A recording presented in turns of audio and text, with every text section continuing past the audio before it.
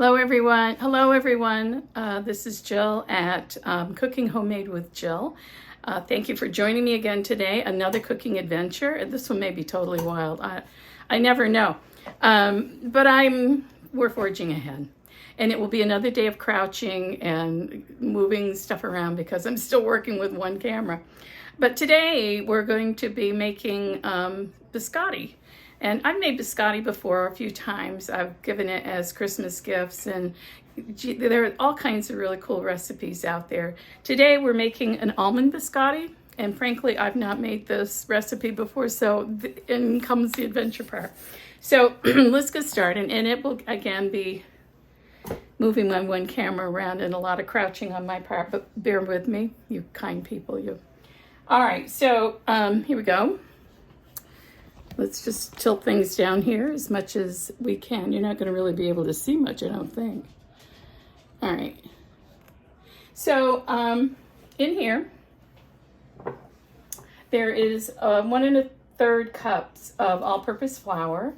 And I'm going to add into that as a teaspoon of baking powder and 1/2 teaspoon of salt. And we're just going to mix that right in along with, this is a half a cup of whole wheat flour, and that all goes in there as well.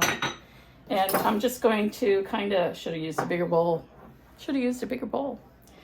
But it'll be fine because this is just the start of the disaster. Oh, in my defense, I have a cold. I'm not at peak here. I haven't had a cold in 3 years because, COVID, but I have one now. So I'm not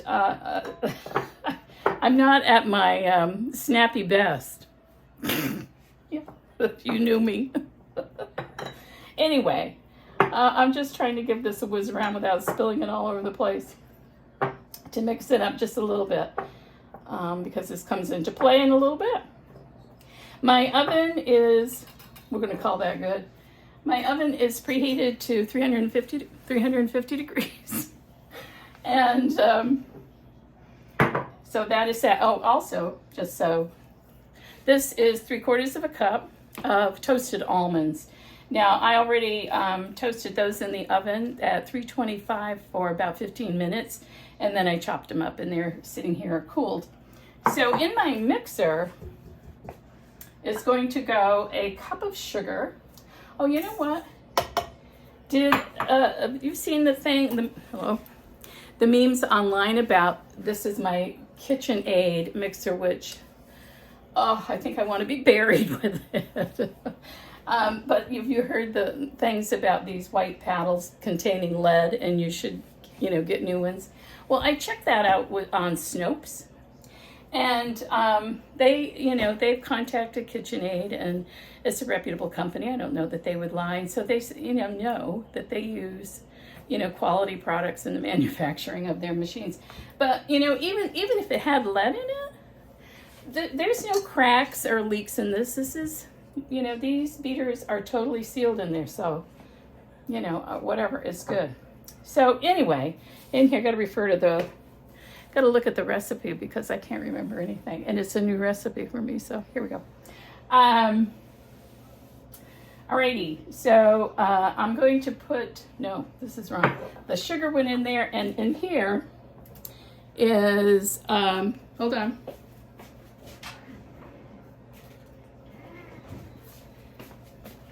Do you think it adds drama when I just leave and come back? Oh God, this is 4 tablespoons of softened butter, and that's gonna go in with the sugar. And what we're going to do is listen to this thing was around for minutes and minutes and minutes. Because it has to, they want it light, and the longer you beat butter with something with sugar or whatever, it gets lighter and lighter in color. So they want it light before we move on in the recipe. So I think we're gonna, oh God, this may involve editing today. But anyway, I'm gonna stop this so you don't have to watch or listen to my mixer go for 6 minutes. Hold on. Okay, I'll crouch again. So I've beaten the sugar and butter. And in all honesty, I dug out my handheld mixer because I think that's what the directions said initially to do, to use your hand mixer and beat it, because this was just mushing it on the sides of the bowl. So I did my hand mixer, but I mixed it in here. So this is about as pale and as fluffy. I'm gonna end up with a stiff neck as I can get it. So now it goes back in the stand mixer, and like it or not, in here are 2 eggs, and we're going to incorporate the eggs one at a time until mixed.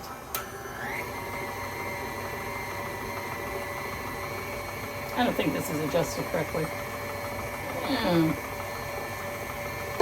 there goes the other egg. And we'll let that whiz around. Looking good. And it's important, you gotta scrape down the sides because this stuff just wants to stick to it. Yeah, I mean, this is gonna be, because biscotti dough is really sticky. It is when we get to that part. So it's gonna be all over the place. So I know you can't see, but trust me. Just trust me. It's looking better. It's looking a little doughish. No, it's looking like sugar and butter and eggs. So in my cute little jug here, I have a half a teaspoon of almond extract and a half a teaspoon of vanilla extract. And we're just going to put that in there and let that go for a bit. Oh, the smell of almonds. And then I'm going to start spooning in the dry ingredients. If I don't let the spoon fall in too. And start getting that incorporated.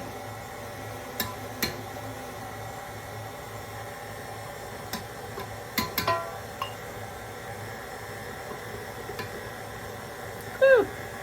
Little flour cloud. Oh my God! If I tip this thing over, we're out of business. Oh man! There it goes. There it goes again.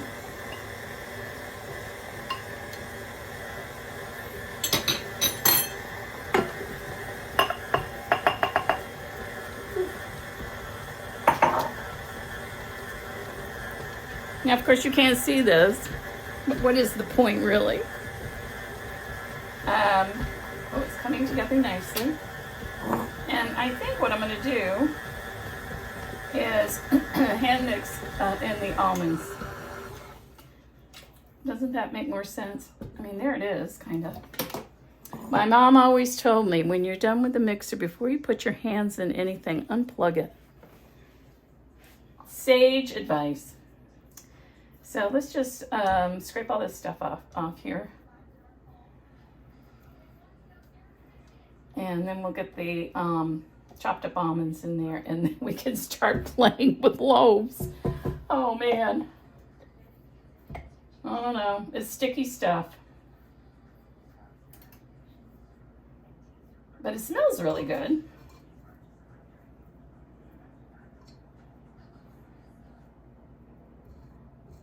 Don't you hate watching left-handed people work? I mean, I'm left-handed.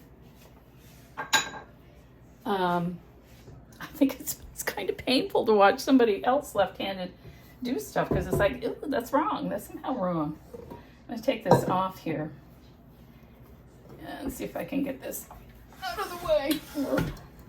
All right, so this is what we've got so far. And, oh yeah, it's beautifully sticky. Beautifully sticky. Nice. It's just how we want it, right? So I think I can dump these in. Let me just, Yeah. Dump those in there and kind of mix them around.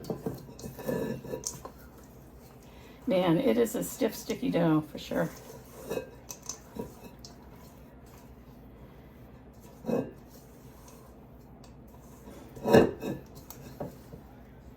Sorry you can't see this, but if I had two cameras, you could maybe. Or a bigger spatula. All right.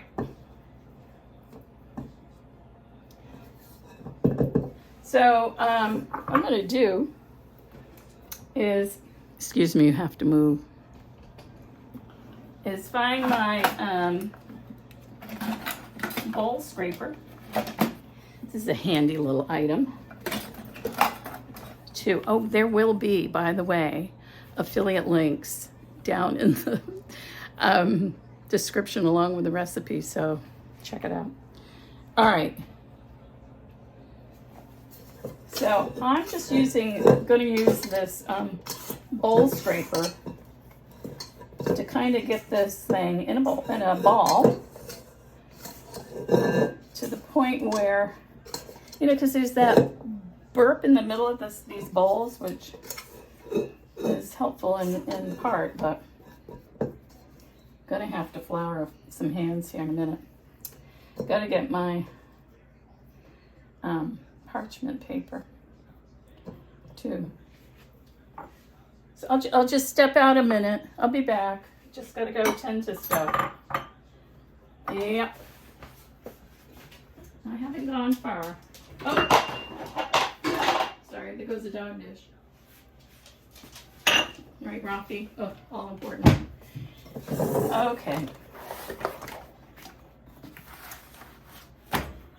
So this is not the best, just here to say, cooking mat or baking mat or whatever they call them because it slides.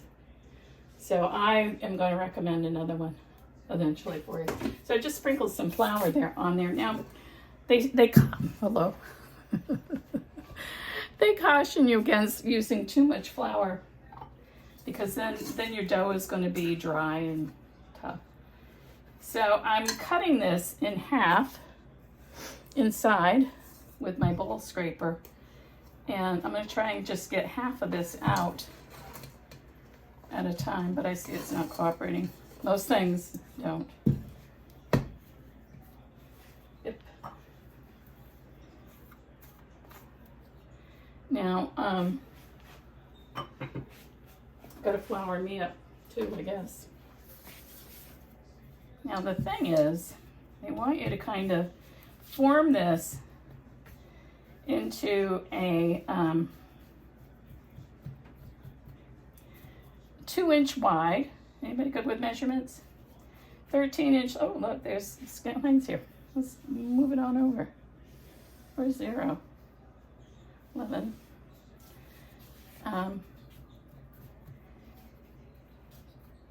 Like a log. It's a little scrunchy there. I don't know how they get theirs to looking so nice in the picture, but anyway, all right. Now I need my bench scraper because that's what I'm going to cut these into. Now it says, the recipe says, this makes 30 cookies. So with half of it, I should get 15, right? Because they say to cut it in, half-inch slices, kind of on an angle, because you know how biscotti is. I don't have the best die in the world. I think mine are going to be more like 1 inch. And I'm not even counting. Can you see what I'm doing? Have a look. A peek here. Of course you can't because I'm covering it up because I'm left-handed. I wonder how many of these are. 7, 8, 9, 10, 11, 12, 13, 14. Oh, I got 17, so there you go. I wasn't supposed to cut it. See, I knew this would be... So I gotta put them back together because it's supposed to cook as a log first. Let's just encourage these people to go back together. Oh, man. You know, they'll just have little seams. But anyway, here's my, oh heck, I give up. No, I'm a little stubborn. So what I'm gonna do here is just kind of smush that on there. It'll already be like pre-cut. Maybe that's the thing. All right. Oh God. We'll do the other one correctly. Aren't you glad you tuned in? I know I am. Oh heck. Had to happen. Need more flour here. Oh God. So we'll do this one the right way. So we'll have one the wrong way and one the right way. Can you see what I'm doing? Yes, you can, more or less.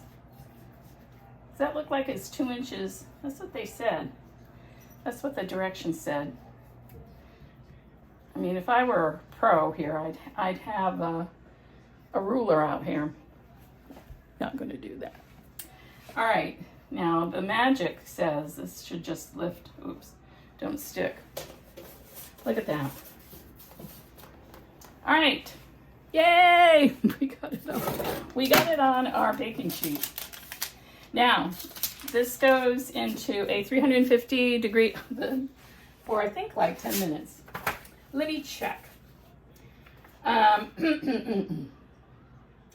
Yeah. Oh no. Oh, sorry, 35 minutes. So we're going to pause this again. I'm going to try and get my act together, and I'll be back. Thanks. So I'm back, and I want you to see these are the 2 loaves of biscotti. They've been they cooked for 35 minutes at 350, and they've been cooling here on my rack for 10. And it's time to cut them up, although somebody did a little out of turn. So we'll see what happens. And then they're going to go back in the oven. So I have a serrated knife here. Of course, I didn't get my cutting board. But hey, here it is. And I think we're going to start with this guy because he's halfway there. Oh, yeah.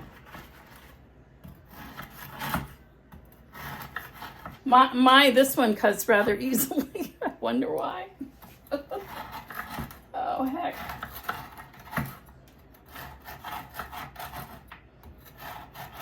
But you know what? It's almost like I didn't pre-cut it, which is probably a good thing.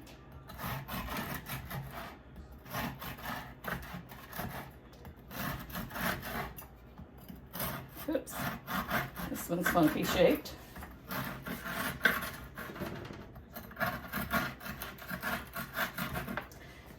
Now these are going to go back on the baking sheet here. On their side, I don't know what we'll do with these. And they're going to go back into the oven for a while. To a 325 degree oven this time for 15 to 20 minutes. And then they will be done. I mean, I wish you could smell them. They smell really good. I hope all of them fit on this pan. I think they're going to have to because I'm not doing another one. And so halfway through the cooking time, let me do this one. Ooh, boy, crumbs. They're crispy, all right.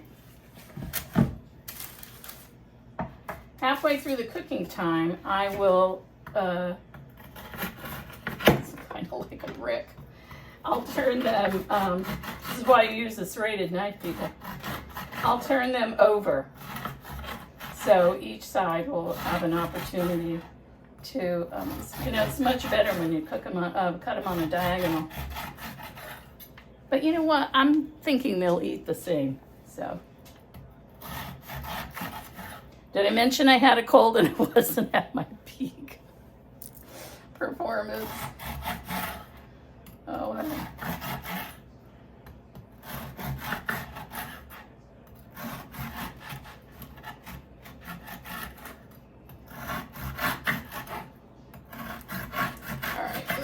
There you go.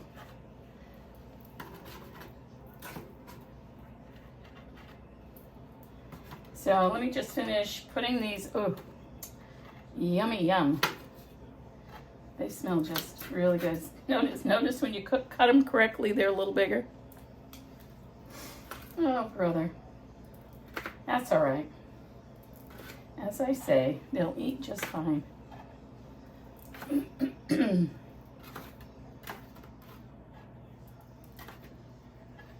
Perfect. All right, so there they are. Now, unfortunately, you're right in the front of my oven door. I gotta move you. So watch out, I don't kill the dog, because he is right here. He's not missing a trick. So in these go. And so for 15 to 20 minutes, I'm gonna set my timer for like 15. And hello. And then when that goes off, I'll turn them over and, you know, just see how they are on that side and set them for, no, that's wrong too, is it? See, I don't do math. So maybe like 10 minutes. That would be the better idea, wouldn't it? We'll do 10 minutes and see how they are. If I need to do another 10 on the other side or what. It's an adventure, people. I'm having a good time. I hope you are. I will be back. Like it or not, I'll be back. Hello, so I'm back, like it or not. And I've just taken the biscotti out of the oven. It was in there for 18 minutes and it looks amazing.